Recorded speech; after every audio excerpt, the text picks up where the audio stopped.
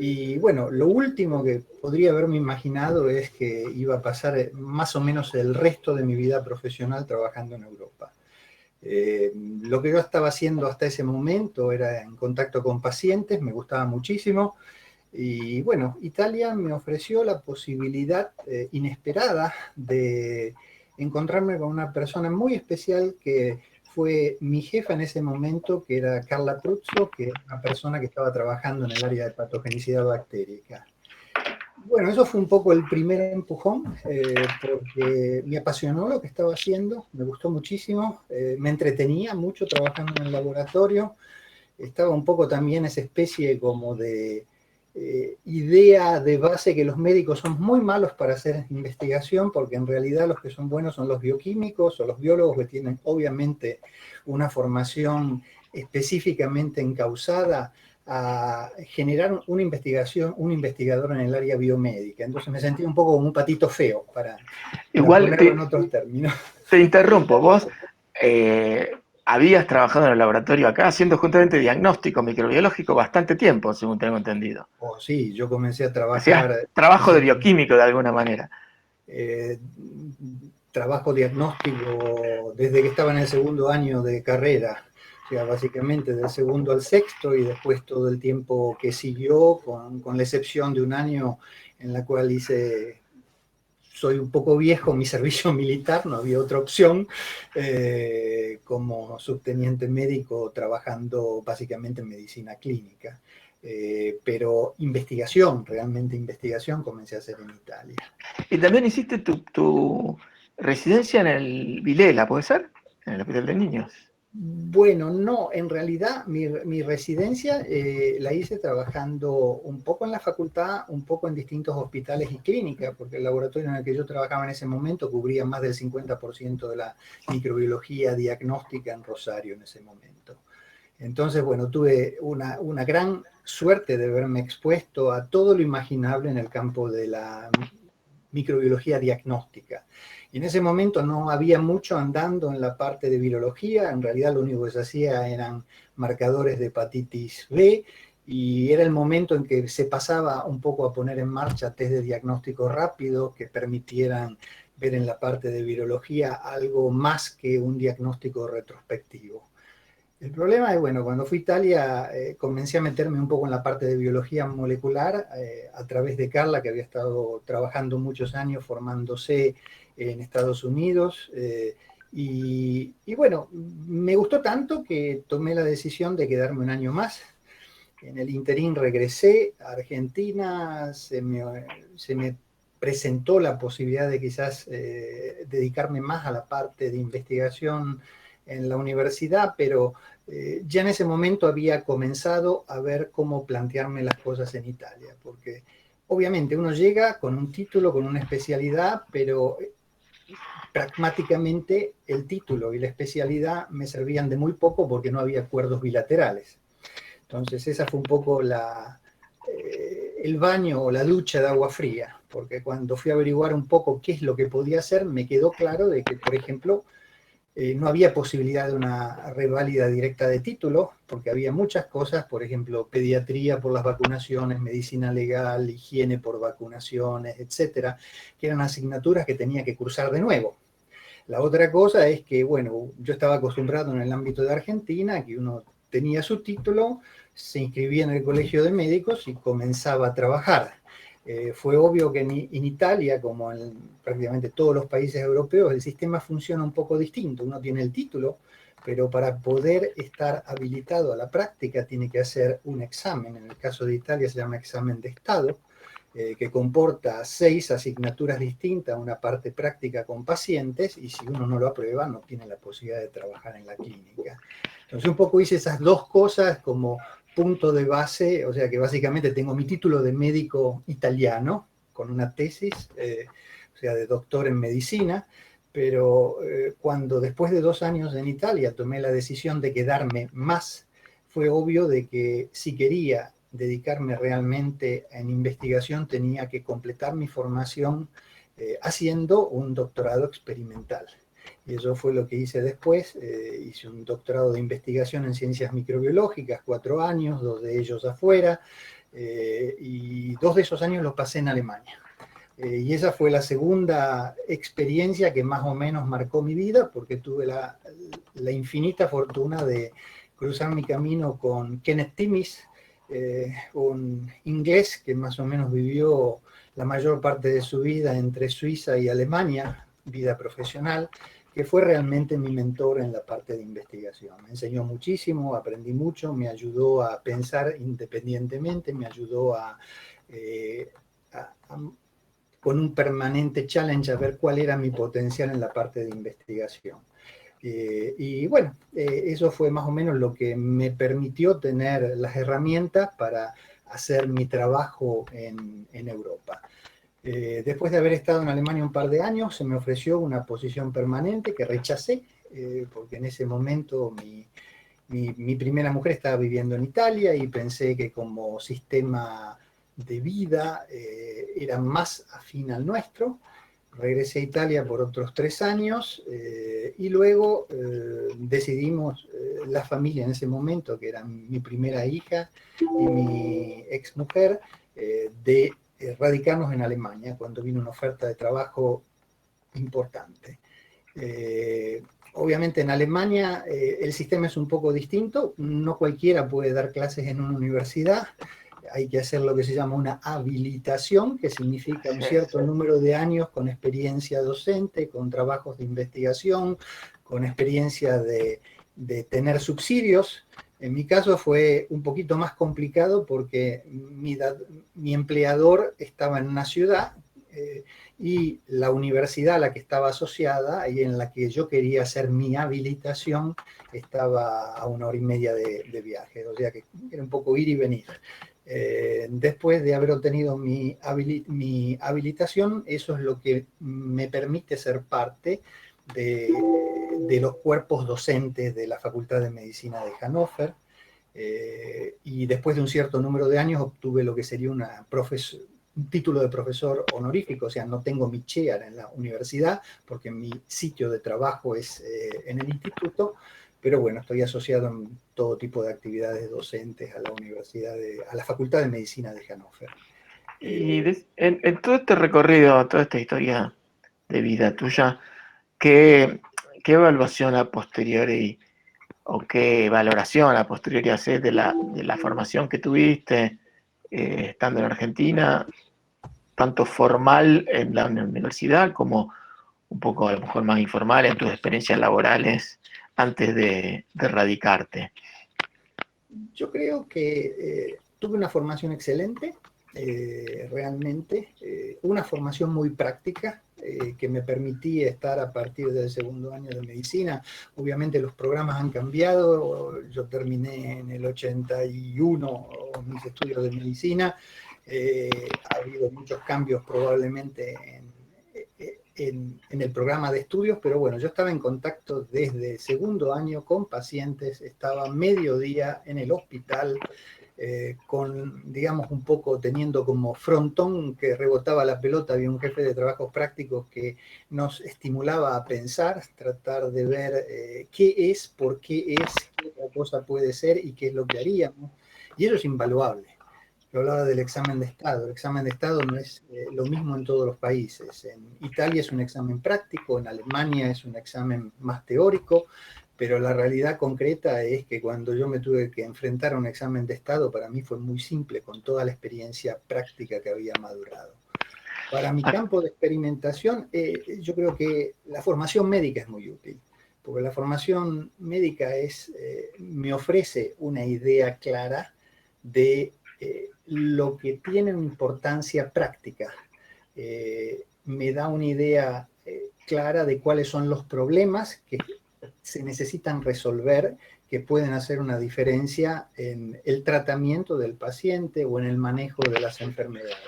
Y me brinda un poco una visión amplia desde el punto de vista de ver la biblioteca y no focalizarme tanto en un libro.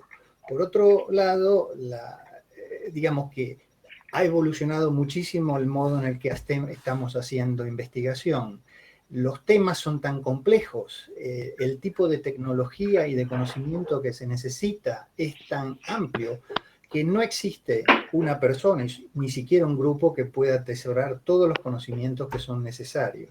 Conclusión, salvo que uno esté en algo muy, muy básico, muy especial, en realidad se necesita un grupo de trabajo, a veces dislocado en distintas unidades, no solamente a nivel regional, a nivel mundial, para hacer una diferencia. Y eso representa un desafío enorme, porque el tipo de formación que por el currículum uno obtiene es técnica, pero uno tiene que aprender aspectos de management, de personal management, de cooperation management, de conflict management, que normalmente nadie nos enseña.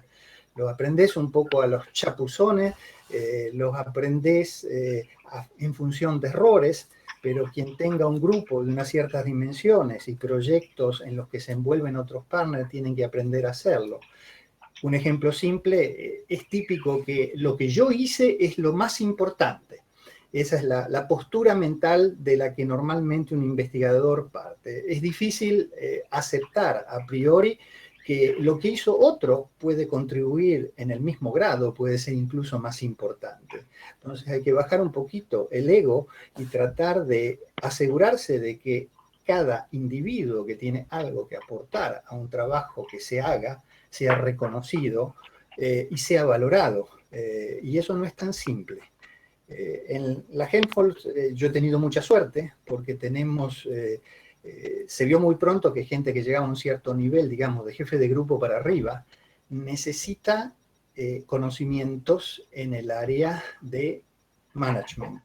Entonces se estableció un programa a distintos niveles, con distintos formatos, distintas intensidades, que permite adquirir las soft skills que son necesarias en tu trabajo. Vos podés elegir, por ejemplo, yo he hecho módulos de desarrollo de una empresa, de interculturalidad, de conflict management, de personal, qué es lo que haces con qué persona, dependiendo de la edad, para explotar al máximo el potencial de cada individuo.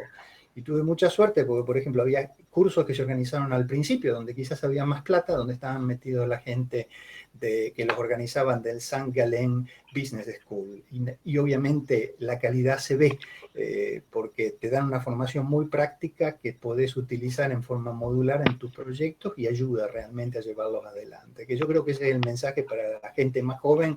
Ok, en una etapa inicial de la vida, a lo mejor lo técnico es muy importante, pero yendo un poquito más allá, hay otro tipo de conocimiento que es necesario dependiendo del tipo de trabajo que quieran hacer. Y ahí me parece que es el segundo mensaje muy importante. Uno tiene que decidir cuánto quiere crecer, porque la realidad concreta es que hay gente que puede apreciar el cambio de función y hay gente que puede sentirse frustrada cuando deja el laboratorio. Yo no hago más laboratorio desde hace años. Obviamente no tengo tiempo, la gente que trabaja conmigo lo hace mucho mejor, pero tuve un jefe de grupo que tenía una idea muy clara. Me dijo una vez: Carlos, yo no quiero tener un grupo que sea más de 5 o 7 personas, porque eso es lo que yo puedo manejar y yo quiero seguir activo trabajando en la mesada. Entonces, él es un jefe de grupo en Londres y no creció más de eso, pero lo tenía muy, muy, muy bien claro desde el principio. Otra gente quiere trepar en la escalera, pero si trepas en la escalera, obviamente terminas participando de un montón de reuniones bastante aburridas y a lo mejor no estás haciendo lo que te gustaba más o para lo que estabas más capacitado. Así, Carlos,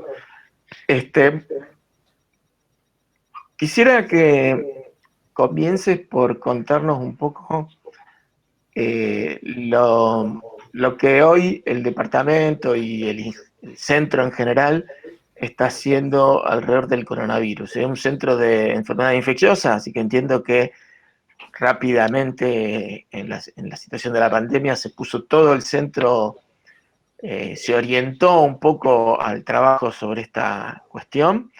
Y si nos podés hacer un resumen de las distintas líneas de trabajo, yo supongo que debe ser difícil hacer un resumen, y después podemos a lo mejor hacer profundizar sobre algunas cuestiones, hay algunas preguntas. De hecho, bueno, te paso el saludo de Carlos Tomás, desde Paysandú, si es el mismo Carlos Tomás que yo conozco, que es alguien que compartió mesada con vos acá en la facultad en esa época que estábamos hablando antes.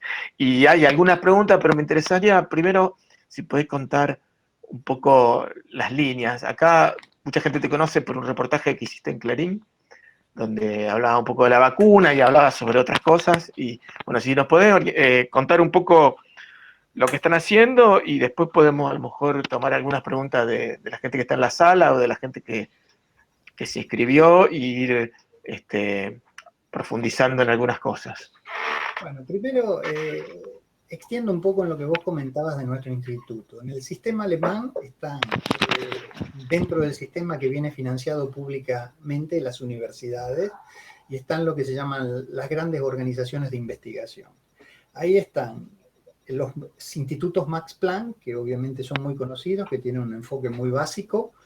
En una línea intermedia están los centros de la Helmholtz y los de la Leibniz, que tienen un portfolio distinto que mezcla más cuestiones básicas con cuestiones aplicadas.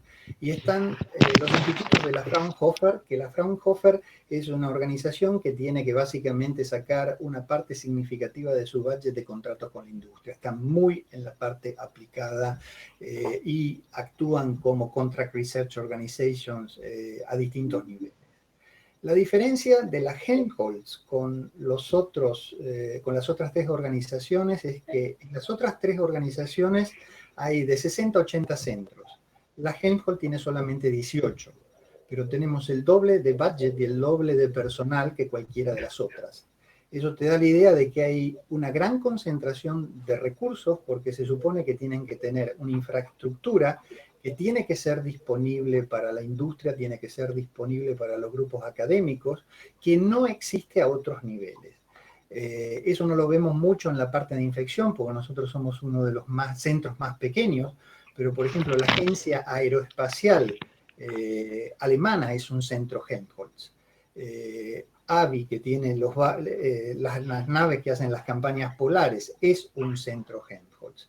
En el área de salud estamos estructurados temáticamente. Está en Múnich un centro que hace fundamentalmente la parte de enfermedades que están relacionadas con el medio ambiente, o sea, respiratorias y metabólicas.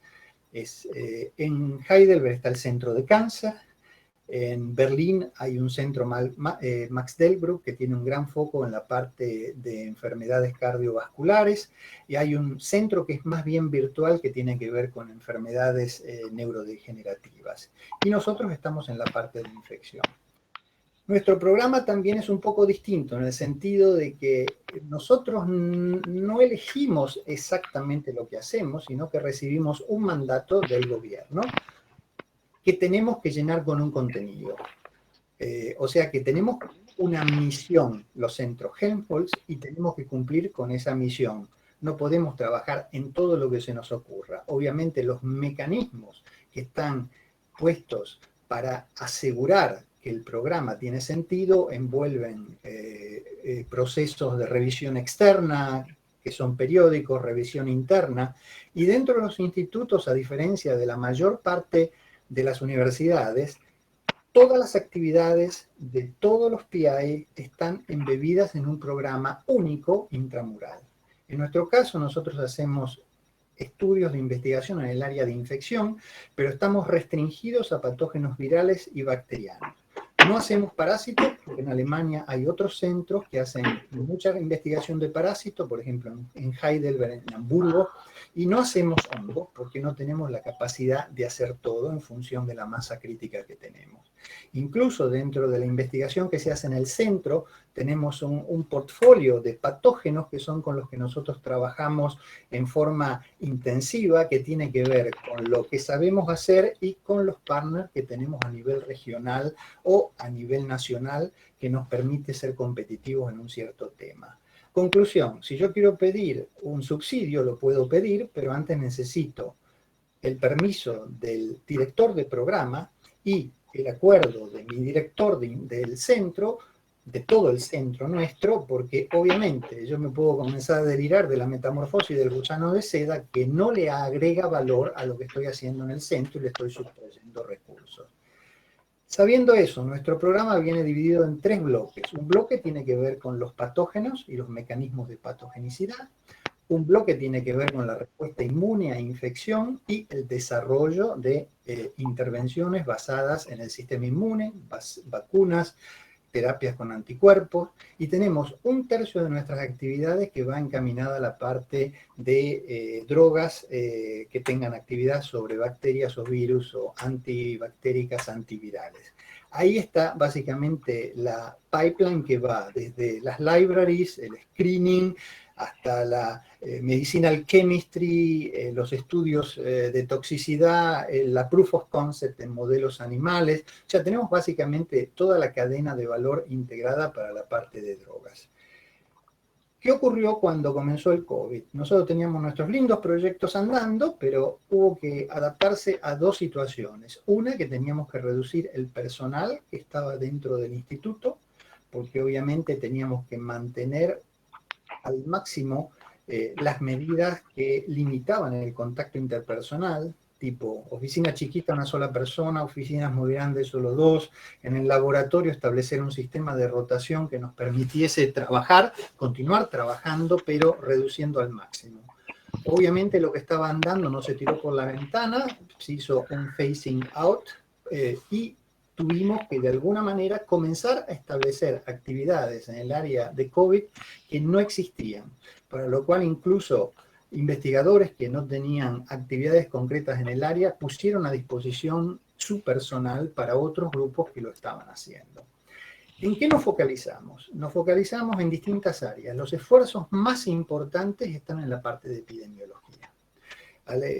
Teníamos un departamento de epidemiología que está dirigido por Gerard Krause, que había trabajado por muchos años en el Robert Koch Institute, y Gerard había ya desarrollado durante el ébola una aplicación, una app que le permitía, que se llama SORMAS, que permite hacer en tiempo real la surveillance y el manejo de una pandemia, que ya estaba corriendo en un cierto número de estados africanos. Obviamente se generó inmediatamente un módulo que fuera apropiado para el COVID, y eso es básicamente una joya que permite absolutamente todo lo imaginable. Tiene módulos para cuando se identifica a un sospechoso de infección, contacto para el laboratorio, contacto para seguir los contactos, los resultados que del laboratorio, a quién tiene que volver. O sea, básicamente está todo integrado en tiempo real en una app que es completamente independiente. Y eso también le permite hacer estudios y tratar de ver en tiempo real cómo se mueven a nivel geográfico distintos clústeres de infección en función de quién fue el paciente que se identificó y quiénes son sus contactos. Entonces, esa app en este momento se está implementando en toda Alemania.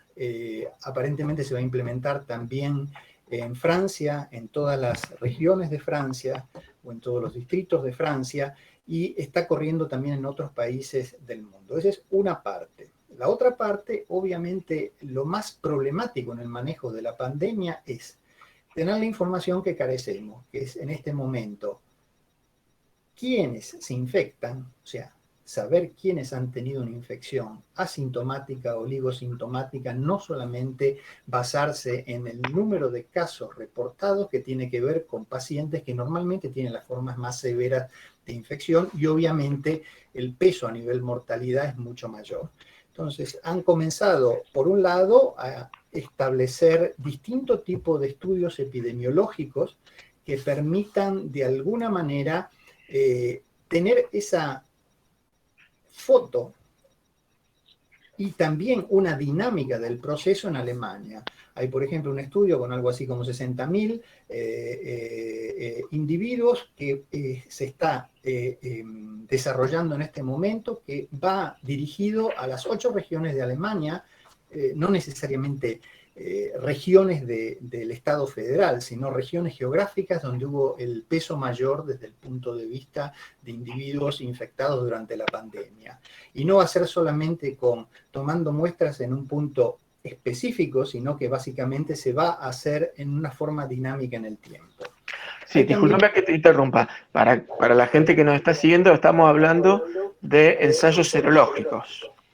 O sea, en este caso son ensayos serológicos. A posteriori de la infección. Para detectar infección. Por otro lado, hay una serie de estudios epidemiológicos. Nosotros en nuestro centro está la oficina coordinadora de los centros alemanes de infección.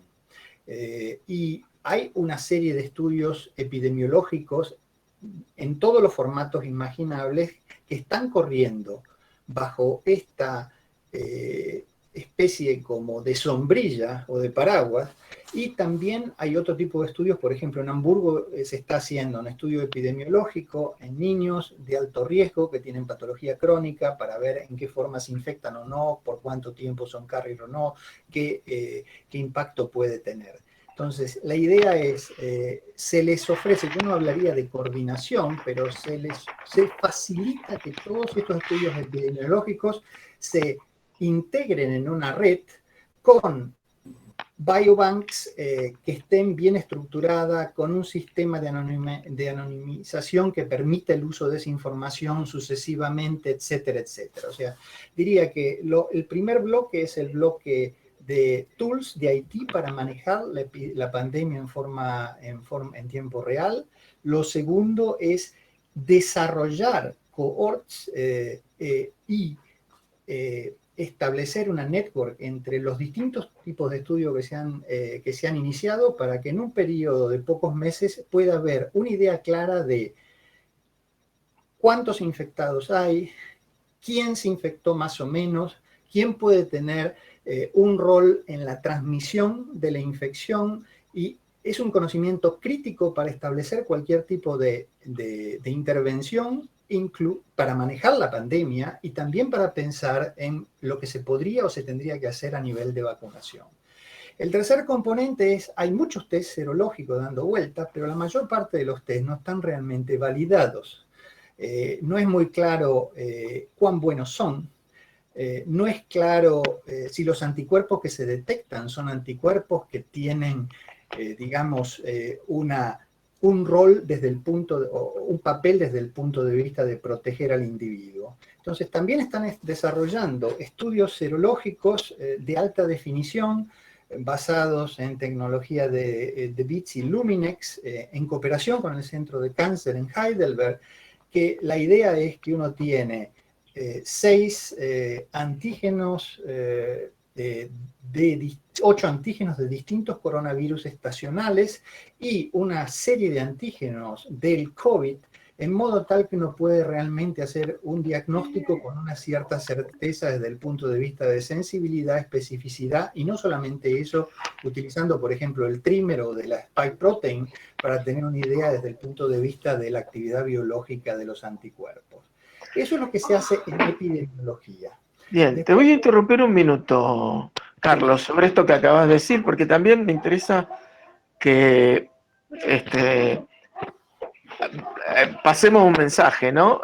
Nosotros acá vemos en la prensa y una cantidad bueno, la necesidad de hacer mucho más testeos, de hacer muchos análisis, y bueno, es importante decir que poner a punto un ensayo serológico confiable requiere una cantidad de tiempo. Disculpame un minuto. Y esto un poco, digamos, es lo que están haciendo ustedes, porque a veces tenemos datos y ya pasó acá en Argentina, se compraron algunos ensayos rápidos y después hay una discusión sobre si sirven o no sirven, si pueden ser usados o no pueden ser usados. O sea, me parece importante esto que vos estás diciendo. Vamos avanzando y recién en el momento que vamos avanzando vamos construyendo, vamos adquiriendo las herramientas más performantes. Todavía no están todas disponibles. ¿O sí? Aparte, simplemente, obviamente, el test que sería más útil sería determinar la presencia de anticuerpos neutralizantes. Lo que pasa es que habría que también tener una idea qué nivel de anticuerpos neutralizantes protege. Si tenemos una correlación con infección y con progresión, con infección y con protección, como podría ser un título por el mecanismo o por el tipo de test que uno quiera, basado en uno más antígeno de COVID, el problema de sensibilidad, especificidad, y que aún en el caso de que tenga un título alto, un nivel elevado de anticuerpos, eso no me va a responder si esos anticuerpos son útiles para la protección, y tampoco me van a decir qué es lo que ocurre desde el punto de vista de infección, la duración de la respuesta inmune, la duración de una respuesta de memoria, para poder evaluar si tiene sentido o no vacunar, bajo qué condiciones o a quién hay que vacunar. Y todo eso son, digamos, pequeños pedacitos del puzzle que se tienen que generar en los próximos meses. Pero bueno, si consideramos que hasta hace relativamente poco tiempo no había ni siquiera un ensayo para detectar la presencia del virus, o al menos de los ácidos nucleicos del virus, en un individuo que estaba sospechado de tener una infección por COVID, creo que el camino que hemos hecho ha sido enorme. Ahora que estaba hablando un poco de la parte de neutralización, otra de las cosas que nosotros hicimos, pues bueno, ¿qué nos permitió encarar estos estudios de diagnóstico? Tenemos un departamento que se especializa en proteínas, que tiene también muchas actividades en el área de Structural Biology. Un grupo de este departamento se dedicó o se está dedicando a producir distintos tipos de proteínas en todos los formatos imaginables que se pueden usar para diagnóstico, que se pueden usar para vacunas, y eso nos permite arrancar con proyectos en diagnósticos y nos permite también en este momento estar haciendo estudios para el screening de nuevas drogas antivirales, porque tenemos un laboratorio de 200 metros cuadrados de nivel de seguridad 3, donde están montados todos los aparatos a nivel robótico, a nivel aparatos de lectura, a nivel citometría de flujo, que nos permite poner en marcha test de neutralización del virus, pensar en test de neutralización del virus con un formato de high throughput arriba de 300, teniendo virus fluorescentes, etcétera, etcétera. Entonces, esa es una actividad de base que se está llevando a cabo en este momento también en el centro. Tenemos actividades que generan herramientas para otros proyectos, tenemos todas las actividades que se están llevando adelante para la parte de antivirales, y hay también actividades de soporte para grupos que están desarrollando anticuerpos monoclonales terapéuticos. Que ya hay algunos candidatos que están terminando la parte preclínica y se tendrían que pasar dentro de poco a la parte clínica. Y bueno, tenemos algunas actividades también en el campo de vacunas. Ahora las actividades que tenemos en el campo de vacunas apuntan a un área muy particular. O sea, si nosotros consideramos los datos actuales de al menos lo que está disponible como información para la Organización Mundial de la Salud, tenemos 10 vacunas que están en este momento en desarrollo clínico. De las 10 vacunas que están en desarrollo clínico, 3 tienen unas tecnologías más o menos convencionales, en el sentido que son vacunas inactivadas, con o sin adyuvante. Hay una vacuna que es una vacuna de subunidad basada en proteínas, y las otras 6 son más o menos tecnologías que yo llamaría first in class para este tipo de aplicación, que son vectores virales o vacunas a ácido ribonucleico. Pero hay 114 que están en desarrollo preclínico. Entonces nuestra decisión en ese momento fue, ¿qué hacemos? ¿Nos sumamos una más a las 114 o 120 o las que haya en desarrollo preclínico, o tratamos de hacer algo distinto? Y estuvimos pensando un poco, porque nosotros tenemos un proyecto para la generación o para desarrollar vacunas de nueva generación universales para la gripe, que se basaba en tratar de utilizar algoritmos para encontrar un consenso de secuencia ingenierizada que nos permita estimular anticuerpos que tienen la capacidad de reconocer en forma cruzada distintos antígenos de distintos subtipos de virus. Entonces dijimos, bueno, esto que estamos desarrollando para la gripe lo podemos trasladar al COVID. Y lo que estamos haciendo es toda la parte informática para tratar de encontrar este tipo de secuencia o secuencias que nos permitan estimular anticuerpos contra distintos beta coronavirus que sean los que conocemos, tipo SARS, MERS o COVID, o coronavirus que puedan emerger en el futuro que aún no conocemos. Si va a funcionar o no va a funcionar, no te lo puedo contar. Pero eso es más o menos lo que queríamos hacer o lo que estamos haciendo. Y obviamente lo que estamos también evaluando con estudios que serían proof of concept con los antígenos existentes de coronavirus o de COVID, es ver qué tipo de antígeno es el que nos garantizaría una respuesta más eficiente. Queremos una porción del S1, queremos toda el S1, queremos un trímero, queremos una viral-like particle. Entonces, básicamente, tenemos estudios que en este momento están andando tratando de definir qué formato es el más eficiente para generar anticuerpos neutralizantes y, en paralelo, el trabajo de búsqueda informático para generar las secuencias que después queremos adaptar a este formato.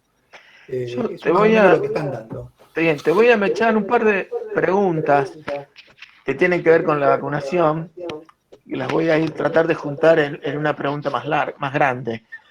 O así varias preguntas chiquitas. No, la idea es, mucha gente quiere saber cuánto va a tardar hacer una vacuna, ¿no es cierto? Inclusive hay alguien que pregunta, bueno, y si la pandemia se relaja un poco, ¿se van a relajar también los esfuerzos para hacer una vacuna? Hay una sensación de que hay una vacuna inminente, ¿no? Y yo te escuchaba de que hay 10 vacunas en fase clínica que llegaron a fase clínica en 5 meses, ¿no? Porque estamos en mayo y esto arrancó en enero.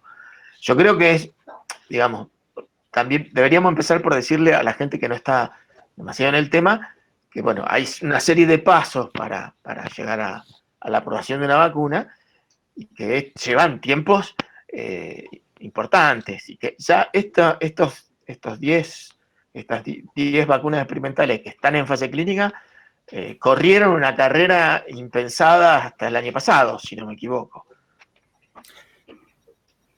¿Largo con la respuesta? Dale. Okay. Primero vamos a hacer más o menos definir cuáles son las condiciones hasta el inicio de la pandemia para tener una vacuna aprobada para uso en humanos. Los tiempos eran 9-10 años aproximadamente. Obviamente había mucho papeleo, hay burocracia, yo imagino, o sea, no lo firmo con sangre, pero que se pueden acortar utilizando los workflows que existían a 8 años, quizás reducirlo de un 10, un 20%, si tratamos de agilizar todo el papeleo.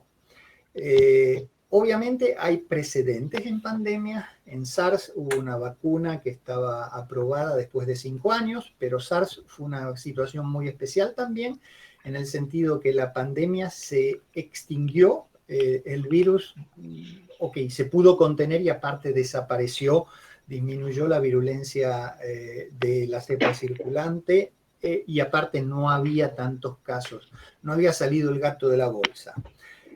Un récord histórico es quizás para sarampión con 4 años, pero hay que tener en cuenta que eran otros tiempos, otro tipo de vacunas, otro tipo de requerimientos desde el punto de vista de lo que podía pedir un regulador a alguien que desarrollara una vacuna.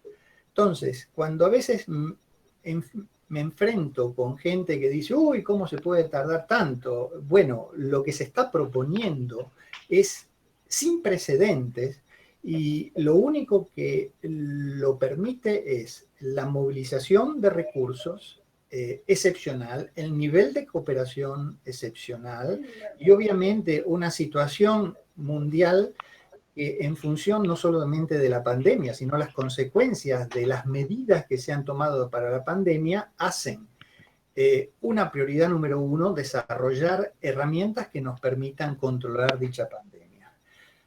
Pasando los tiempos, hubo,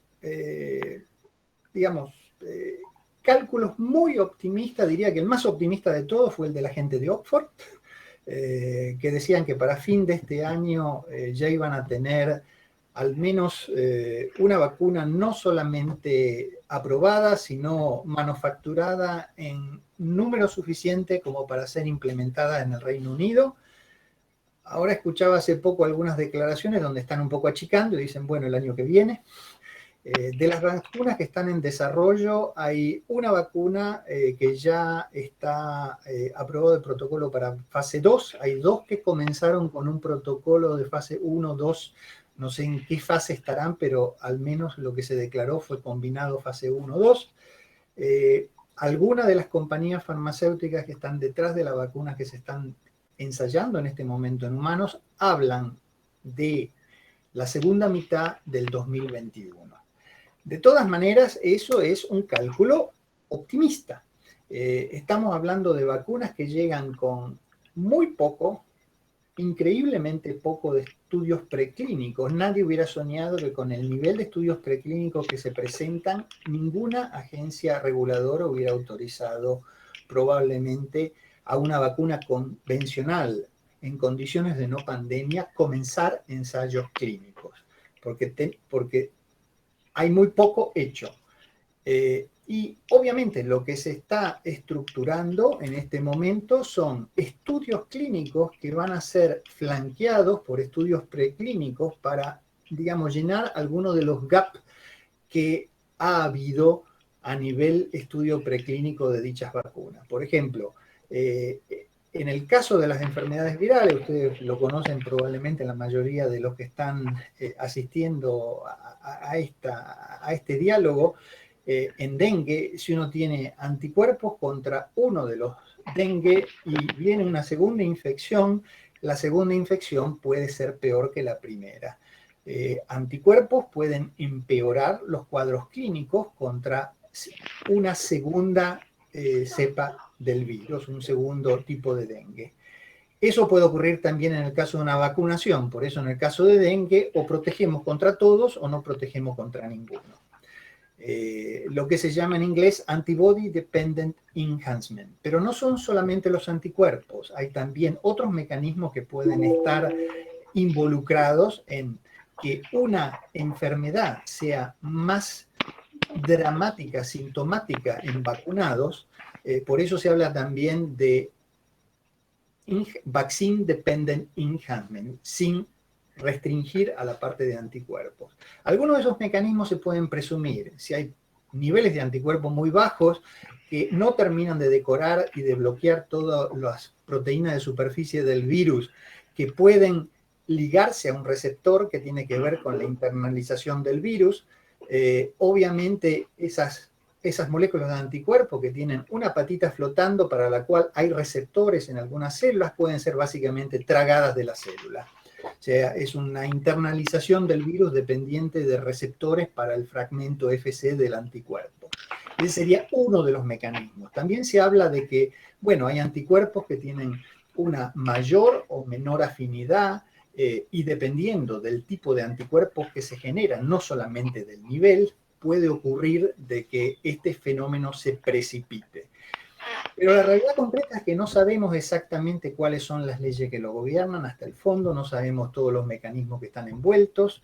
Es algo que obviamente no se va a ver en todos los individuos, hasta qué punto, digamos, el factor individuo tiene un rol en este tipo de efectos adversos asociados a la vacunación. Entonces, bueno, hay una serie de estudios preclínicos o con las muestras de los individuos que se utilizan o que básicamente son voluntarios para estos estudios de fase 1 o 2, que van a tratar de resolver o de darle respuesta a estos interrogantes. Entonces, la realidad concreta es que una vacuna para ser implementada tiene que funcionar y más importante todavía, no tiene que causar más daño que lo que queremos prevenir. En función de eso, hay que tener en cuenta de que ninguna agencia reguladora va a aprobar una vacuna que no dé la percepción de ser segura y de ser efectiva. pero con tiempos tan acortados. Por ejemplo, Moderna estaba presentando algunas cifras diciendo de que a lo mejor en los estudios de fase 3 de eficacia se van a incorporar 30 a 35 mil voluntarios. Suena mucho, pero si tenemos un efecto que aparece en uno de cada 100.000 vacunados, o aún en uno de cada 30.000 vacunados, nunca se va a poder hacer una correlación entre lo que ocurre y la vacunación. Puede ser algo intercurrente, puede ser una simple asociación. Tengan en cuenta que para, por ejemplo, la tos convulsa, cuando se reemplazó en algunos países la vacuna inactivada por la vacuna celular, lo que realmente lo motivó fue que había efectos neurológicos severos, incluso muerte, que se asociaban con la vacunación. Ahora, los efectos neurológicos severos, no hablo de que la vacuna me dio un poco de induración, o que se me puso, que tuve un eritema, o que el chico lloró por 24 horas. Los efectos severos eran en el orden de uno de cada 200.000, 300.000 vacunados. Entonces, la realidad concreta es que durante el desarrollo puede funcionar todo como se planeó, puede haber de que haya imprevistos que alarguen los tiempos necesarios para que una vacuna o varias vacunas se puedan aprobar. Lo que había mencionado antes, hay más o menos 6 de los 10 candidatos que son first in class. Eso obviamente estamos hablando. Las vacunas tradicionales, hechas con una proteína, hechas con un microorganismo, un virus inactivado, son vacunas quizás que no tengan mucho charm, son vacunas que no suenan muy disruptivas, son vacunas que tienen la contra de que tengo que tener el patógeno, tengo que expresar algo, todo el proceso de manufacturación, de producción, de purificación es más engorroso. No son quizás el tipo de mecanismos rápidos que quisiéramos para una pandemia, pero todos los procesos han sido básicamente minuciosamente estudiados. Hay una gran experiencia para un cierto número de vacunas que están en el mercado, que se han aplicado a millones de individuos. Tenemos vectores que no han estado jamás en humanos, tenemos vectores que han estado solamente en un número limitado de pacientes de cáncer en un marco terapéutico donde obviamente el paciente se conoce los problemas que podrían hacer que ese vector no se puede implementar, se conocen, donde la tolerancia para efectos adversos es obviamente mayor porque estamos tratando, no haciendo una prevención de una infección, y también la percepción del paciente de cáncer, una mínima mejoría, da la percepción de que la vacuna funcionó. Conclusión, las vacunas de RNA jamás se implementaron en forma masiva en el campo. Obviamente, si tenemos para tecnologías que son maduras la posibilidad de imprevistos durante el desarrollo clínico, para tecnologías disruptivas que no fueron nunca empleadas, que no están tan maduras, a pesar de que tienen un potencial enorme, la posibilidad de que haya sorpresas es mayor, simplemente porque no se ensayaron tanto. Y bueno, si todo funciona bien, yo asumo que va a haber una o más vacunas para las fines del año que viene, pero podrían ocurrir otros imprevistos. Yo creo que una de las personas que ha trabajado mucho en la industria farmacéutica, en el área de vacunas, es Rino Rappuoli, y me recuerdo que él estaba hace un par de semanas o un mes haciendo unas declaraciones y se le preguntó lo mismo, cuánto tarda una vacuna, y lo que él dijo, bueno, de 2 años a 3 años, 3 años y medio. Esa es la realidad concreta. Tenemos otro problema. En COVID, los que se enferman y tienen un alto riesgo en formas severas, un alto riesgo a nivel mortalidad durante la infección, son individuos que son viejos, que tienen exceso de peso, que tienen diabetes, que tienen enfermedades crónicas. Todos estos individuos tienen respuestas normalmente muy pobres a la vacunación. El caso de gripe es un caso muy especial, hay un proceso de inmunoimprinting que puede ser una de las fuerzas que determina esa pobre respuesta a nuevos estímulos antigénicos, pero la realidad concreta es que una vacuna inactivada normal en un individuo que tiene menos de 65 años tiene más o menos una eficacia de 70%. Un estudio de 10 años en Escocia demostró que en la población por arriba de los 65, esa misma vacuna tiene una eficacia de 19%. Entonces, no solamente necesitamos una vacuna que funcione en los que la necesitan más, y los estudios clínicos, por cuestiones de tiempo y cuestiones de números, a lo mejor van a ser difícil evaluar en forma intensiva en estos grupos de alto riesgo cómo funciona de bien la vacuna. El De todas último maneras, problema sí. es el siguiente: ¿qué parámetro va a ser considerado como una correlación o un predictivo de cómo funciona de bien la vacuna? En este momento vemos que, bueno, en Europa los números han bajado. En Suiza nos explican cómo no hay básicamente nada. Ok, los coronas desaparecen normalmente en mayo y reaparecen en octubre. Pero si no hay suficientes pacientes o individuos que están a alto riesgo para probar una vacuna, vamos a tener que manejarnos con una correlación, que puede ser un título de anticuerpos con todas las ventajas y desventajas que conlleva, y también la incertidumbre de si es realmente algo que podemos en forma fidedigna considerar para evaluar la eficacia de una vacuna. No Sí. todas las vacunas van a funcionar iguales. Yo quería hacer una aclaración, también para la gente que no está en tema. Una vacuna que tenga un grado de protección del 70%, que podría parecer poco, en principio no es para nada malo, porque inmunizar el 70% de la población tiene un impacto sobre la transmisión de la enfermedad de mucho más del 70%. Quiero decir, porque a veces pareciera que una vacuna debería proteger al 100% y que el 100% de la persona que recibe la vacuna quede inmunizado protectivamente. Esto no es así prácticamente con ninguna vacuna, pero el impacto que hay sobre la inmunidad grupal, poblacional, tiene un impacto multiplicador sobre la transmisión de la enfermedad. Esto como aclaración para uno de los números que tiraste ahí en el medio, que podía ser un poco desalentador. Te voy a pasar un par de preguntas cortitas. Una persona que está en la sala pregunta si la vacuna contra el SARS puede ser una plataforma o un punto de partida para COVID.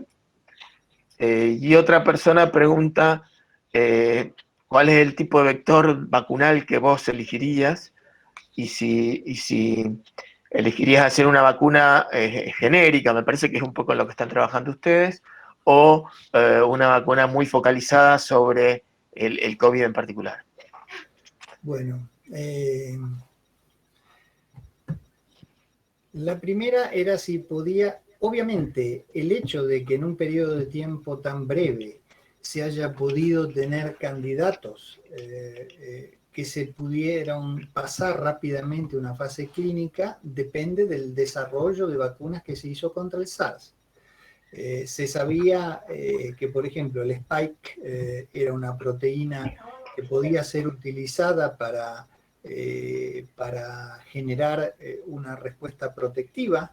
También hubo ensayo con algunos tipos de vectores o vacunas inactivadas que me demostraron, en el caso del SARS y del MERS, que puede haber este fenómeno de empeoramiento de la infección como resultado de la vacunación, que dan una buena señal de alerta de que es algo que hay que realmente tener en cuenta en el caso de que se desarrolle una vacuna.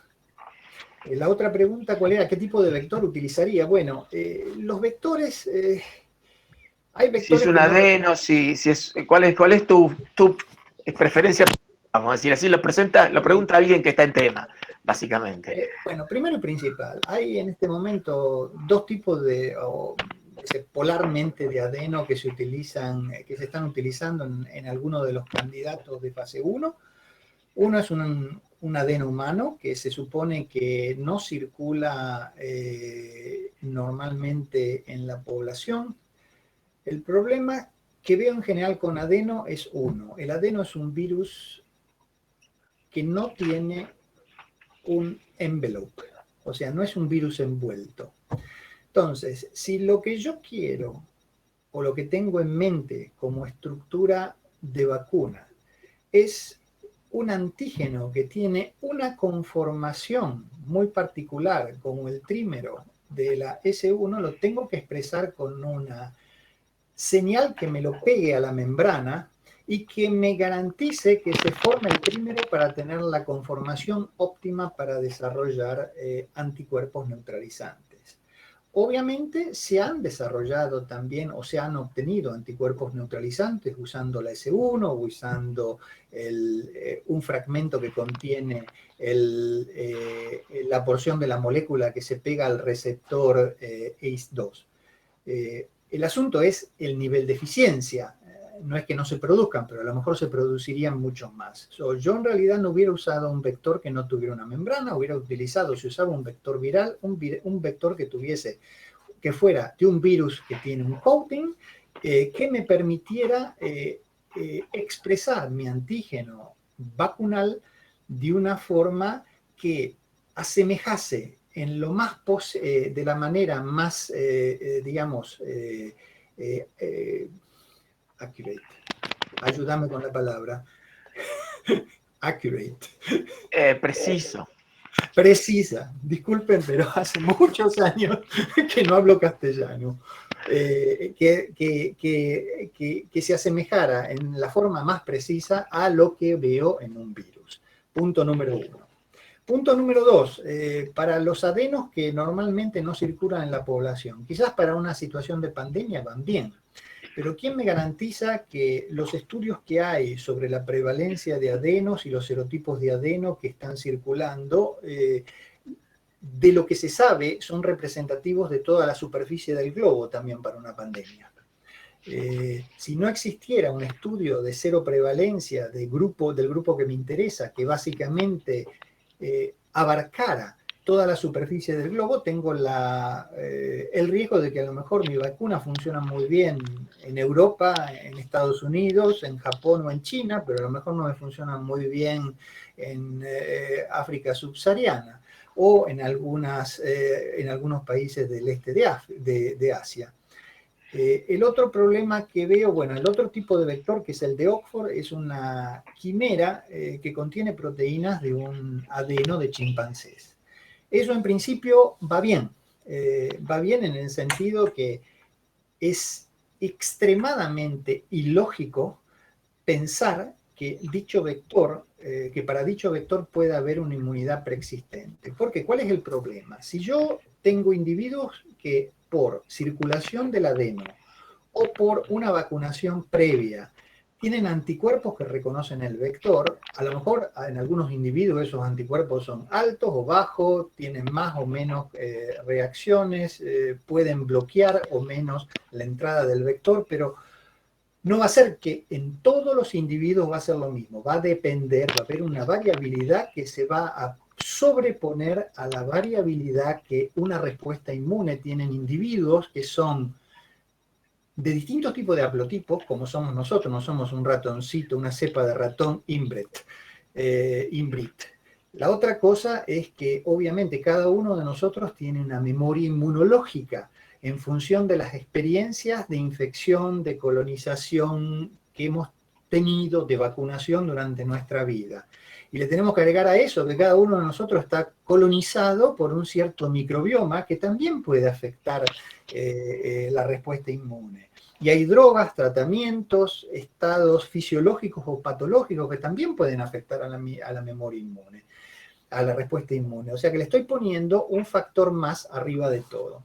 Los chimp, obviamente, no hay infección por los adenovirus de chimpancés en humanos, pero Oxford y otros han estado usando estos vectores o los planean usar para otras vacunas. Por ejemplo, uno de estos vectores ha sido usado en vacunas contra el paludismo que se han implementado en estudios clínicos en África. Ahora bien, si quiero usar el mismo vector para otro COVID, o si este vector va encima de una población que ya tuvo contacto con el mismo vector, bueno, podemos discutirlo mucho, pero yo no me puedo imaginar un mecanismo por el cual puedo estar seguro que en todos mis individuos vacunados no va a haber un efecto debido a inmunidad preexistente. Y la vacunación de masa no se hace ningún pre-screening. Y no es una cosa muy traída de los pelos, porque, por ejemplo, si ustedes recuerdan, hace unos años estaba una compañía, Berna Biotech, que fueron los que comercializaron la vacuna oral contra la salmonelosis, contra la fiebre tifoidea, y fue la misma compañía que estaba tratando de desarrollar una vacuna oral para prevenir el cólera. Y lo que vieron con la vacuna de tifus, que obviamente las respuestas eran muy distintas y ellos vacunaban a suecos muy saludables o a individuos que vivían en otras áreas geográficas donde estaban expuestos a salmonela, y cuando hicieron los estudios clínicos con la vacuna contra el cólera, fallaron. En parte, bueno, porque no hubo ese año una gran, incremento de los casos de cólera donde fue ensayada, pero también porque la vacuna no funcionó muy bien en individuos que tenían inmunidad preexistente. Y la vacuna que comercializaban o que pensaban comercializar iba a variar un log entre el número de microorganismos que iban a estar presentes dependiendo de dónde se vendiese. O sea que no son, digamos, cosas ilógicas. De vacunas de RNA, yo creo que tienen un gran futuro. Nosotros estamos trabajando en distintos tipos de aspectos de inmunización con RNA, pero es una tecnología nueva. Entonces comporta un cierto riesgo, aunque hay una gran oportunidad. Los tiempos para tener algo que se puede ensayar en estudios preclínicos de una semana son imbatibles, pero también hay que tener en cuenta de que si uno compara la inmunogenicidad de una vacuna de RNA con una vacuna por proteína, una vacuna inactivada, no sé, BioNTech, Moderna, CureVac, qué es lo que tendrán en los cajones desde el punto de vista del sistema taxi para llevar el ácido ribonucleico a la célula diana que quieren tocar y donde quieren que se exprese el transgen, pero la realidad concreta es que normalmente a nivel similar las respuestas son un poco más modestas. Sí, un par de preguntas cortitas sobre el tema vacunas, y a lo mejor después, como dice alguien que está en la sala, visto que esto va a llevar por lo menos unos largos meses, podemos charlar un poco sobre tu opinión sobre el manejo de la pandemia y algunas cosas que hablamos antes sobre la adquisición de inmunidad. Alguien que está en la sala y que seguramente es un especialista pregunta sobre los adyuvantes de estas vacunas first in class. ¿También son adyuvantes completamente nuevos y con poca experiencia previa? ¿Puedes decir algo sobre eso, cortito? Bueno, hay un poco de todo. Hay adyuvantes que son más nuevos, hay adyuvantes que han sido estudiados. El problema es que hay que tener, en el caso de COVID, lo que ayuda es que en realidad lo que se está buscando es una respuesta de anticuerpos, una respuesta de anticuerpos de un cierto perfil. No es el tipo de vacuna que podríamos necesitar si quisiéramos proteger contra un patógeno crónico que persiste en un ambiente intracelular, porque ahí sí sería más complicado encontrar adyuvantes que estimularan los anticuerpos que neutralizan y una respuesta celular killer que más o menos eliminara las células que están infectadas o que liberara el virus que está dentro de dichas células. O sea que, digamos que desde el punto de vista tecnológico, sería el mayor problema. Es menos comprometido y no se necesita. El problema es producir suficientes dosis de vacuna como para que se pueda proteger a los individuos que están a riesgo de enfermedad severa o bloquear la transmisión. Ese es el otro problema que no mencioné para el adeno. Sí, hay estudios que fueron básicamente disponibles hace relativamente poco tiempo, que mostraron cómo fue el comportamiento en primates que fueron vacunados y fueron desafiados con el virus. Y lo que se vio es que hay una cierta protección contra infección. Los modelos de primate no son tan excepcionales para COVID. Funciona quizás mejor el rhesus que los cynos, que los sinomólogos. Pero el problema es que la colonización del aparato respiratorio superior no fue afectada. O sea que un vacunado puede ser probablemente colonizado y puede transmitir la infección. Eso obviamente para una vacuna de este tipo no sería muy deseable. Sí, una pregunta cortita de un estudiante de medicina que pregunta, y me parece que tiene que ver también con lo que vos contabas antes de la necesidad de tener estudios epidemiológicos completos e importantes para tomar decisiones. La pregunta es si a qué edad habría que utilizar un esquema de vacunación, si sería independiente de la edad, si sería conveniente vacunar niños o solo por encima de una edad. ¿Cuál es tu opinión? Si se puede saber en este momento, a lo mejor no. No, yo creo que un poco depende de la información que se recabe en los próximos meses. Desde el punto de vista de tener una idea todavía más afinada del verdadero peso de la enfermedad. Y el peso de la enfermedad, desde el punto de vista de transmisión, incidencia, mortalidad, es una situación un poco compleja y que está ligada también a factores locales. Porque en realidad, si nos ponemos a pensar, en Alemania más o menos la mortalidad, cuando terminemos de ver el número oscuro, va a caer en 0,3%, 0,2% probablemente. Es relativamente modesta. Pero tenemos que tener en cuenta de que hay una gran reserva a nivel de capacidad en hospitales, había una gran reserva a nivel de camas en sala de terapias intensivas.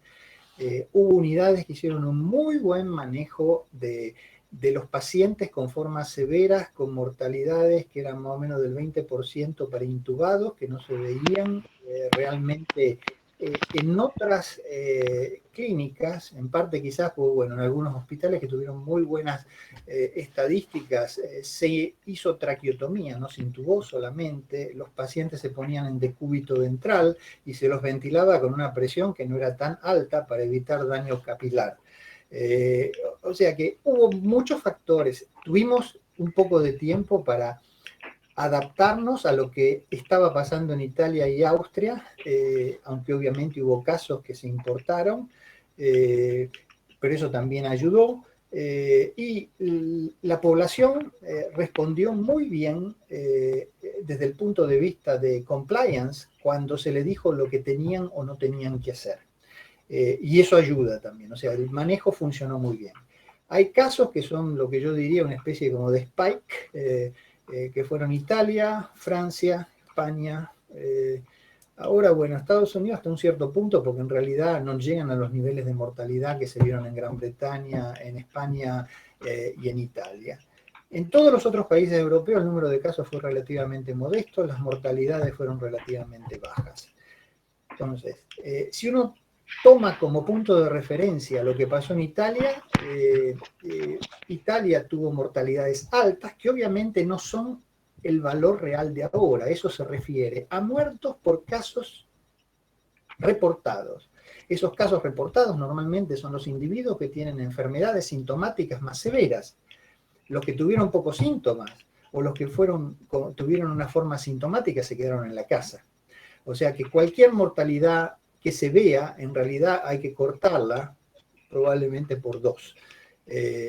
Pero aún en ese caso hay que tener en cuenta de que el 0,8% más o menos de los pacientes que murieron fueron pacientes que eran teóricamente sanos. Digo teóricamente sanos porque siempre puede haber una inmunodeficiencia crítica, siempre puede haber una terapia o alguna intercurrencia que predispone a infección y no fue detectada. Pero asumamos de que son completamente sanos.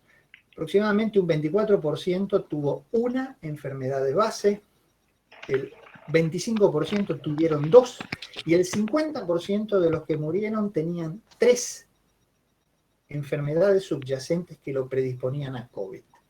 Con este tipo de, digamos, de fotografía de quién muere o tiene una forma severa de COVID, quizás las recomendaciones para una vacunación tendrían que ser más en la dirección de individuos que están a riesgo de una forma severa de enfermedad, similar a lo que tenemos para la gripe.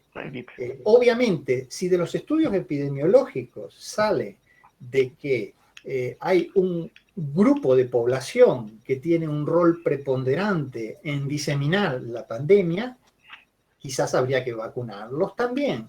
Fuerzas de seguridad, personal médico tendría que ser vacunado para que no entremos en la situación que tuvieron en Italia, que el personal médico se enfermó y algunos se murieron. Lo mismo pasó en Gran Bretaña, porque tienen personal bastante viejo. En Gran Bretaña, no sé, nunca lo vi realmente tematizado, pero la realidad concreta es que el Sistema Nacional de Salud estaba en crisis y estaba muy mal financiado.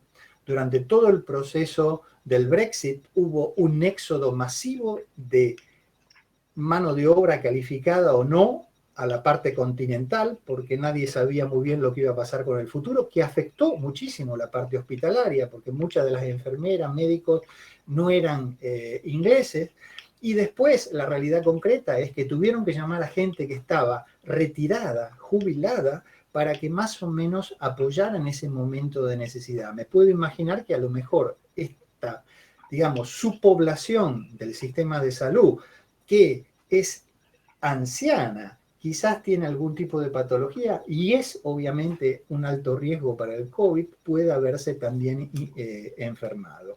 Entonces, esas serían para mí las indicaciones de base. El otro punto es que una vacunación es siempre una cuestión de costo-beneficio. Costo monetario, costo a nivel de vidas o a nivel de recursos que puedo, digamos, ahorrarme. La vacuna contra la meningitis estreptocóxica en niños, por un lado sí, prevengo las infecciones en niños, pero una de las razones preponderantes es disminuir los costos de ausentismo vinculados a los padres quedándose en casa cuidando a los niños. Entonces, acá también habría que considerar una pandemia 2 o 3 factores. Uno, ¿cuántas dosis tengo? ¿Cómo tengo que poner estas dosis, utilizar estas dosis de la manera más inteligente para maximizar el efecto de una intervención preventiva como una vacunación? Y después tengo que ver, ok, si tengo un surplus, ¿me lo puedo permitir realmente a nivel económico vacunar a todos cuando a lo mejor lo único que estoy haciendo es protegiendo algo asintomático o previniendo una forma grave en uno de tantos miles infectados? Bien, tenemos 15 minutos más, estábamos previstos para estar todos hasta las 3:30. Como te decía antes, podemos tomar estos últimos minutos para charlar un poco sobre tu visión de las medidas de contención de la pandemia. En la nota que salió en Clarín vos hacías algunos comentarios. No sé si estás al tanto un poco de la situación en Argentina en este momento. Estamos con relativamente pocos casos, entrando en el invierno, con focos en algunos lugares particularmente vulnerables, donde es difícil evitar el hacinamiento y donde además hay otros tipos de problemas sociales. O sea, de las herramientas que hay disponibles, y también jugando un poco al costo-beneficio, ¿cuáles serían tus ideas o tus recomendaciones o tu visión sobre la situación?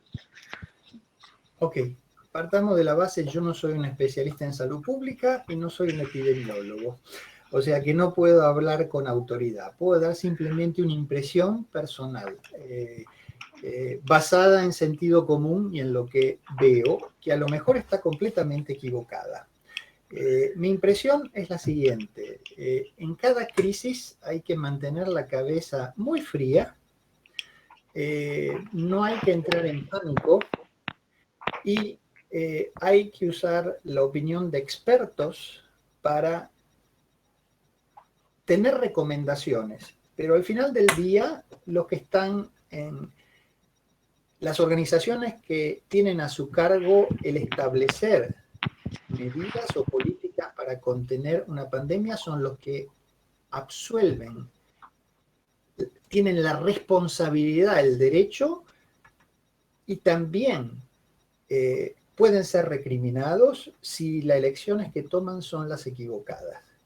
Una de las preguntas que siempre aparece es, ¿eso fue bueno o fue malo lo que se hizo o no se hizo? Retrospectivamente todos somos Gardel. Con el diario del lunes. lunes. Criticar cuando ya sabemos lo que pasó, sí. Lo que yo creo es que actuar en forma enérgica y decidida en un momento inicial en el cual no se sabe con lo que nos estamos enfrentando es lo justo. Hay que tratar de esperar lo mejor, pero planificar para lo peor. Primera consideración. Segunda consideración, cada medida tiene un beneficio, pero cada medida viene asociada con costos. Costos no solamente monetarios. Hay problemas. Obviamente, si estamos todos en nuestra casa, estamos protegidos, pero obviamente se retarda la inmunidad de rebaño. También podemos discutir con niveles bajos de infección, vamos a estar mucho tiempo hasta que tenemos la inmunidad de rebaño. Yo creo que el problema que están enfrentando todos los países, y se ve la discusión permanente en Europa, es ahora el número de casos baja. Nosotros tuvimos algo así como las últimas estadísticas de ayer, en Alemania 400 casos, más o menos, reportados. Obviamente se desperdigan en un cierto número de días, porque está la incubación, lo ve el médico, se tarda hasta que se reporta, se tarda hasta que llega el Robert Koch, se tarda hasta que se tabula. O sea, normalmente lo que estamos viendo tiene más o menos 2 semanas, ¿no? Esa es la realidad concreta en algunos casos. Pero hay menos casos, pero hay medidas que tienen un peso enorme en la población. Peso desde el punto de vista de que pacientes que tienen otro tipo de patología no se animan a ir al hospital porque tienen miedo. En Alemania hay un estudio de una compañía de seguros médicas, AOK, que más o menos miró para distintas especialidades y hay una reducción de la consulta de un 30 al 70%.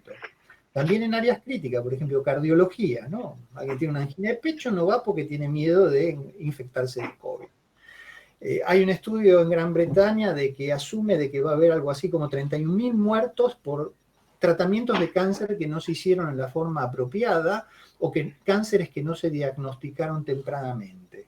Eso lo podemos llevar a distinto tipo de sectores. Es obvio, como decíamos antes, yo tengo suerte, tengo una linda casa, tengo un jardincito, me puedo hacer un asado, pero hay gente que está entre 4 paredes. La situación de alguien que está viviendo en este momento en París, en un mini departamento, es muy distinta.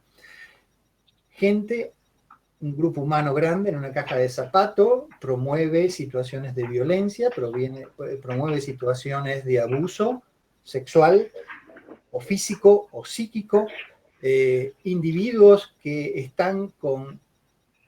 Somos animales sociales, estamos hechos para interaccionar. Obviamente patología psicosomática, psiquiátrica se incrementa, suicidios se aumentan, hay un desempleo tremendo, hay empresas que están yendo básicamente a la bancarrota, entraron en concurso en Alemania. La Paulaner era una de las fábricas de cerveza de Múnich más emblemática, quiebra. Hertz, la compañía de alquiler de coches, quiebra.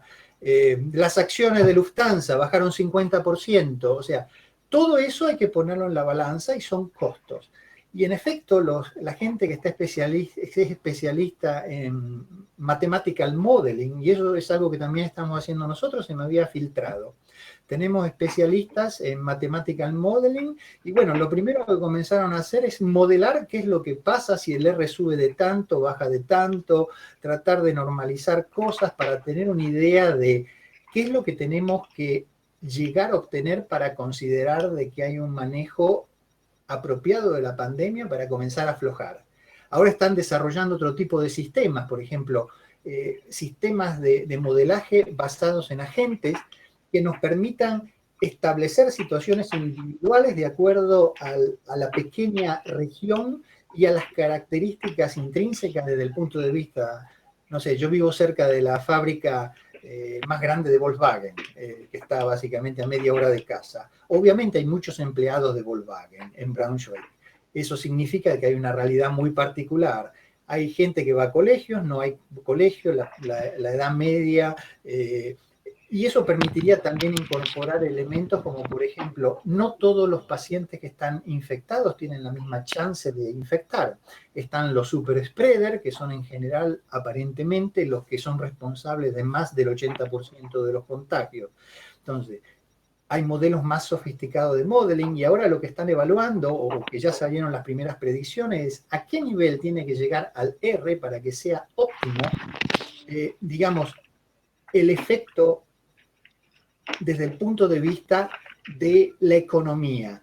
O sea, que cuánto nos podemos permitir de bajarlo para tratar de que no se afecte demasiado la economía, y a lo mejor si tardo más en bajarlo, tarda tanto el proceso que afecta también a la economía. O sea, estamos en las dos puntas. O si no lo bajo lo suficiente, hay un coletazo y la gente vuelve a infectarse. Eso es muy importante. O sea, yo creo que tratar de encontrar el equilibrio entre, primero, entender cuáles son las consecuencias de lo que estamos implementando para prevenir el COVID o las consecuencias del COVID, y saber cuáles son las consecuencias de estas medidas, porque dependiendo de cómo evoluciona la pandemia, podemos llegar a un punto en que las medidas tienen consecuencias mayores que lo que queremos prevenir. Entonces, el arte en este momento, y nadie tiene la receta de cocina, la mayor parte de los países europeos, obviamente hay un lobbying tremendo de los distintos grupos de trabajo, de las distintas empresas que están viendo peligrar su existencia. Para un advisor que tiene una permanent position en una estructura pública y tiene su trabajo asegurado hasta que se retira y después la situación es una. Si yo fuera un trabajador independiente que veo peligrar mi existencia y la existencia de mi familia, la situación es otra. Entonces, ahora lo que se está tratando de ver es, ¿se puede soltar? ¿Hasta qué punto se puede soltar? No todo en forma simultánea, sino en una forma más o menos escalonada, en forma tal de que relajar las medidas que están sigue siendo compatible con un manejo de la pandemia y que no comience de nuevo un crecimiento exponencial o incluso lineal del número de casos. Y bueno, la buena noticia es que los suizos, por ejemplo, dejaron todo o están dejando todo y no ven un aumento en el número de casos. Quizás tiene que ver con el ritmo estacional de las infecciones por coronavirus.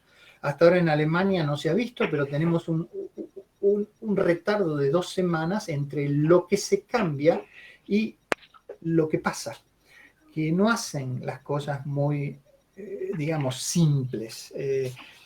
Pero creo que hay que tener una visión positiva. Argentina tuvo suerte. Toda la hecatombe pasó en el hemisferio norte. Ustedes estaban todavía en verano, ahora se aproximan al invierno. Los números en función de lo que ocurre regionalmente son muy buenos, diría yo, y la mayor parte de los casos, por lo que ha trascendido al menos en los medios, están restringidos a la parte de Buenos Aires.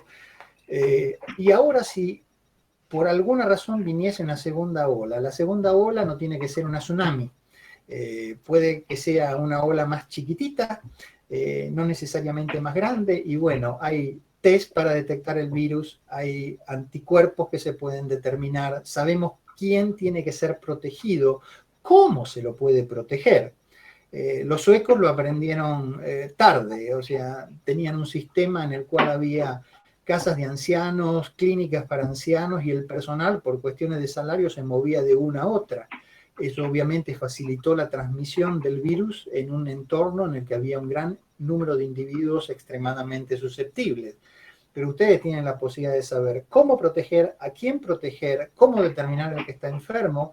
Y yo creo que, bueno, se podrá hablar mucho de drogas, de antivirales, de anticuerpos terapéuticos, de vacunas, pero en este momento quizás lo que es más útil son las medidas epidemiológicas, de epidemiología de base. Identificar, aislar, identificar contactos, aislar, y en realidad con un muy buen trabajo a ese nivel y con las herramientas que hay disponibles, me parece que se puede hacer un muy buen manejo de la pandemia. Carlos, antes de terminar, te quería pasar una pregunta de una persona que se inscribió y que, bueno, es un tema, no sé si vos estás un poco al tanto, del MMS, el dióxido de cloro, y hay toda una serie de videos que están circulando. Yo le dejé a Julián un link a un artículo de divulgación de una revista de divulgación científica que habla sobre esto, si lo querés poner en el chat a disposición de todos los que están en la sala.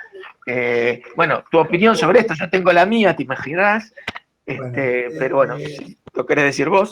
yo lo único que puedo decir es lo siguiente. En Alemania, creo que alrededor del 2015, hubo una decisión de la Agencia de Medicinas Alemanas que primero hizo que, había dos, había el MMS y el MMS2. El MMS era clorito sódico y el otro era calcio, hipoclorito de calcio. El primero tenía 28%, el otro tenía 70 y pico por ciento, era una cápsula. En general venían con ácido cítrico como activador. Entonces, bueno, primero que prometían algo así como una especie, diría yo, de aceite de serpiente. Era para cáncer, para enfermedades crónicas, para infecciones, todo lo imaginable. Sí, de hecho, la sigla es milagroso, literalmente Sí, significa solución de minerales milagrosa. Eso es entonces, MMS. como había claims terapéuticos que no estaban realmente bien probados, lo primero que hicieron fue ponerlo como venta bajo receta. Y en el mismo, digamos, en el mismo documento decían en una forma muy suave que no recomendaban el uso por los efectos adversos colaterales que se habían visto, que en principio eran náusea, vómito, diarrea, irritación de mucosas, irritación de conjuntiva, lesiones en la piel, problemas renales, o sea, había un gran número de efectos.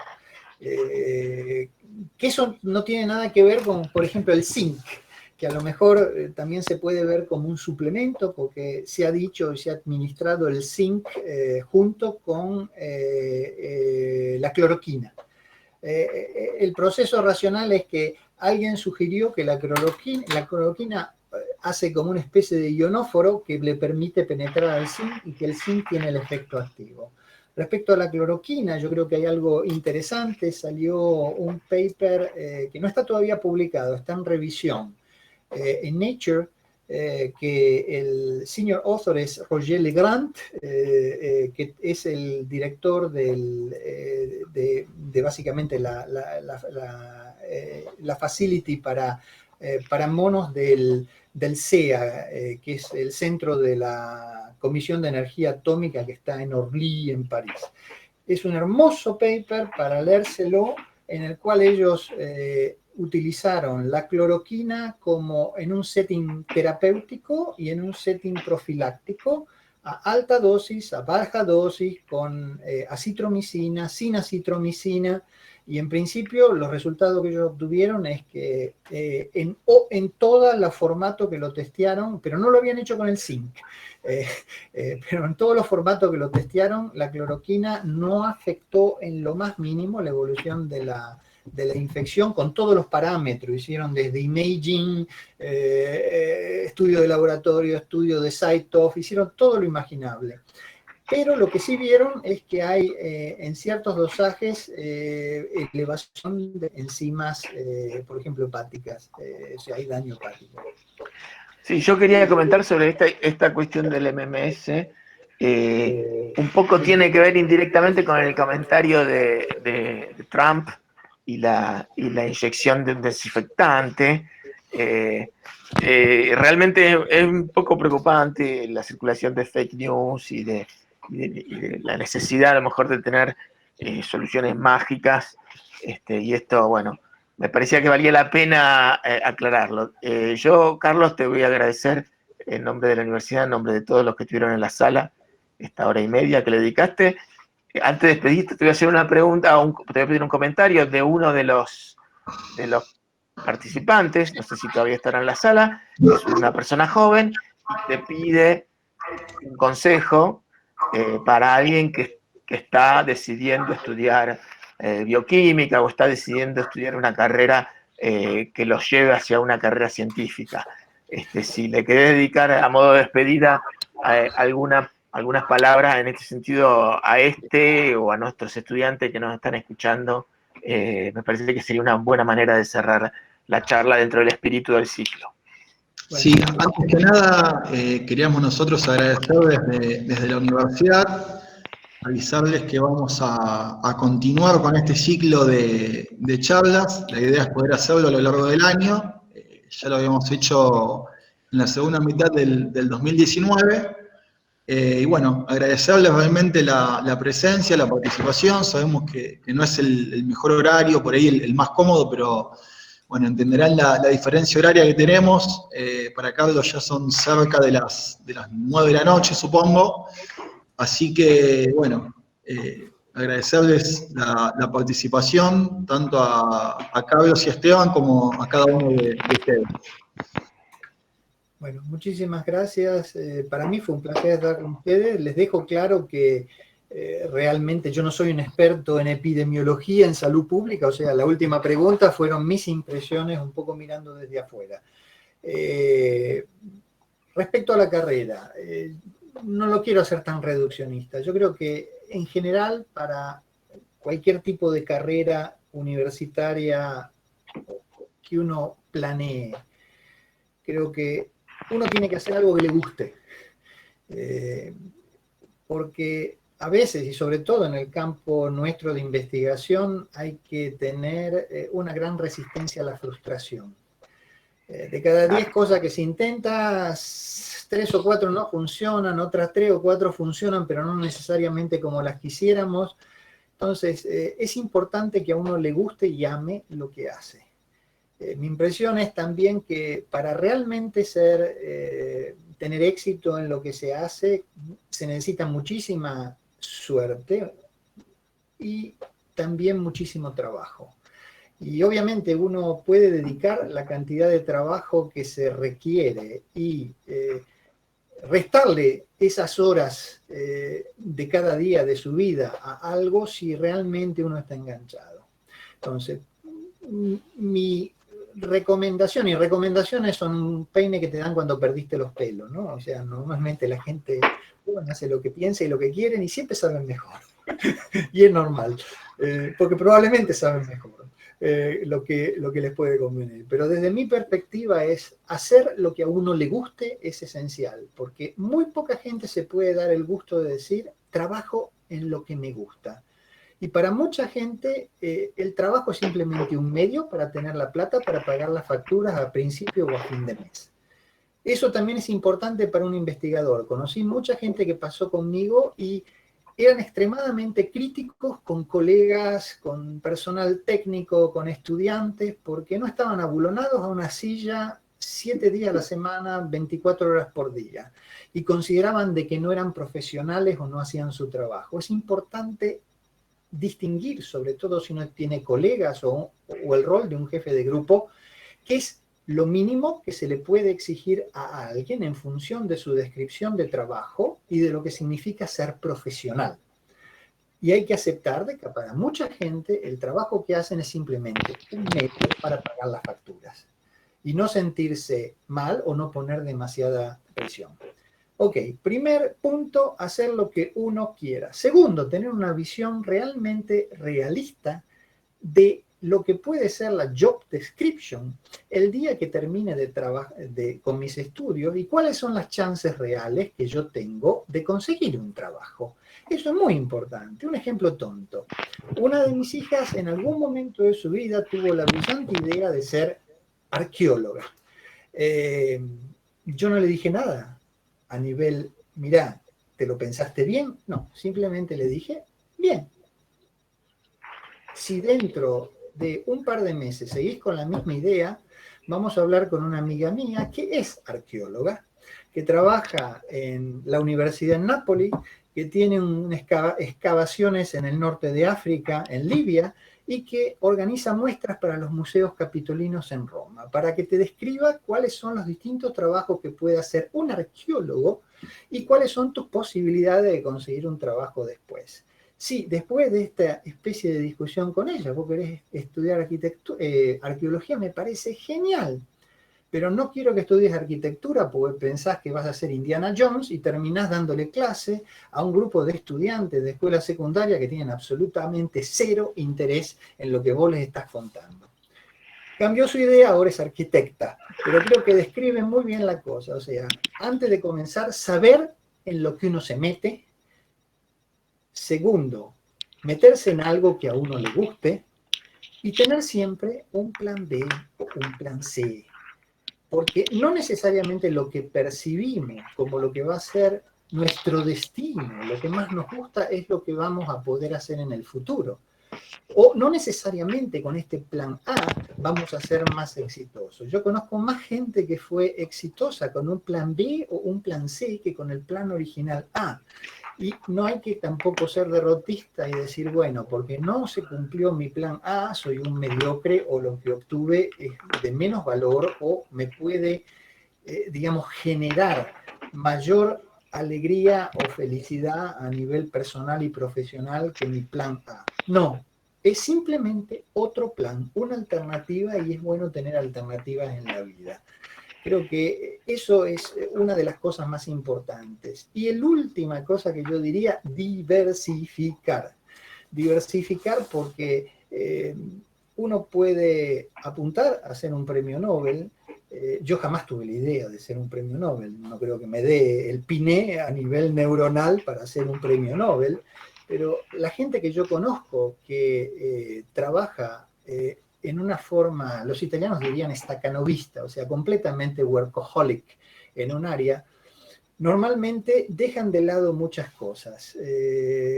Bueno, yo tenía una compañera mía que era realmente brillante y ha ganado todos los premios que uno se puede imaginar, menos el Nobel, pero probablemente lo va a sacar también.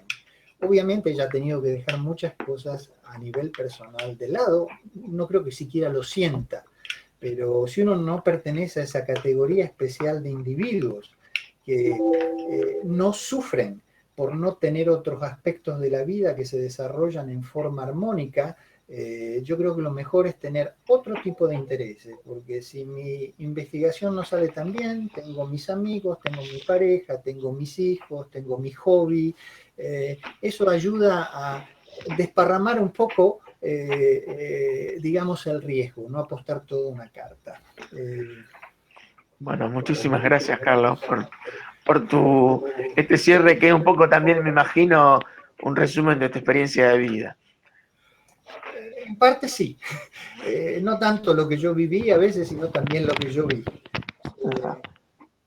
Bueno. Y obviamente no hay lugar ideal, creo yo. En cada lugar donde uno viva hay cosas positivas, negativas, hay que aprender a mirar el vaso como medio lleno, no medio vacío, tener un poco más de optimismo y sentido del humor. Y lo que creo que es importante, sobre todo para la gente que va a vivir por un tiempo al exterior es no getificarse. Obviamente uno puede mezclarse solo con latinos o con argentinos, tomar mate, escuchar tango, aunque jamás tomó mate o escuchó un tango en su vida, y pensar que todo lo que dejé es mejor, o uno puede realmente integrarse en un medio ambiente. Y uno tiene también que ver cuál es el medio ambiente en el que considero que me puedo integrar mejor. Yo tuve posibilidades de moverme a otros lugares. Pero decidí quedarme en Alemania. Cuando estuve evaluando seriamente irme a otro lugar fue Canadá. No fue casual, no es que no hubiera oportunidades en otro lado. Son lugares donde yo pienso que puedo adaptarme sin demasiados problemas, integrarme en la sociedad y ser un miembro activo dentro de esa sociedad, y que mi nivel de vida a nivel personal y profesional puede ser el que, no ideal, pero al menos aceptable para mí. Y eso también creo que es muy importante, porque cuando uno se integra comienza a mirar las cosas desde otra perspectiva, y la integración comienza con el idioma. Hay que aprenderlo. Así es. Bueno, Julián. Si les parece, no, digo, para ir cerrando, agradecer nuevamente, y la verdad que ha sido muy interesante todo. Digo, nosotros un poco la motivación de esta charla, obviamente que había un tema de coyuntura, que era insoslayable, digo, que era la investigación de Carlos respecto al COVID, pero nos parecía que ese era un poco el final de un viaje, y nos parecía interesante también rescatar cómo arrancó ese viaje. Digo, Carlos fue alguna vez un estudiante de la Facultad de Médicas, un graduado de nuestra universidad, de la educación pública, se sigue sumando gente, que ahí estamos, y nos parecía importante rescatar eso. No nació de un repollo Carlos Guzmán y de pronto apareció en Alemania dentro del instituto, sino que, bueno, es un argentino, fruto de la universidad pública, de la Universidad de Rosario. Naturalmente que parte de ese éxito, de ese trayecto, es por lo que él es, por lo que él logró, pero también por la formación que recibió. Entonces, un poco uno de los objetivos de este ciclo de conferencias es ese, digamos, poder vincular a la universidad con sus graduados, con sus graduadas, y rescatar el trabajo y la formación que tienen y que están llevando adelante. Así que, bueno, agradecerles obviamente a vos, Esteban, a Carlos y a cada uno de los participantes. Nos pasamos de la hora, la verdad que fue muy interesante, y mantuvimos la cantidad de participantes a lo largo de las casi 3 horas que estuvimos. Así que, bueno, súper valioso, creo, también quiere decir que fue muy, muy rico y muy productivo. Bueno, a mí realmente agradezco yo que ustedes me invitaron para este diálogo con ustedes. Me puso muy contento también ver un poco al pasar nombre de gente que trabajó conmigo, que conozco, que hace muchísimos años que no veo, pero que no he olvidado. Y bueno, yo la verdad creo que la piedra, digamos, basal para todo lo que ha sido mi futuro, mi carrera a nivel profesional, es básicamente lo que hice en Rosario. O sea que valoro muchísimo la Universidad Nacional de Rosario, valoro muchísimo la formación que obtuve en la Universidad Nacional de Rosario, porque fue lo que en principio me capacitó para el resto de mi carrera.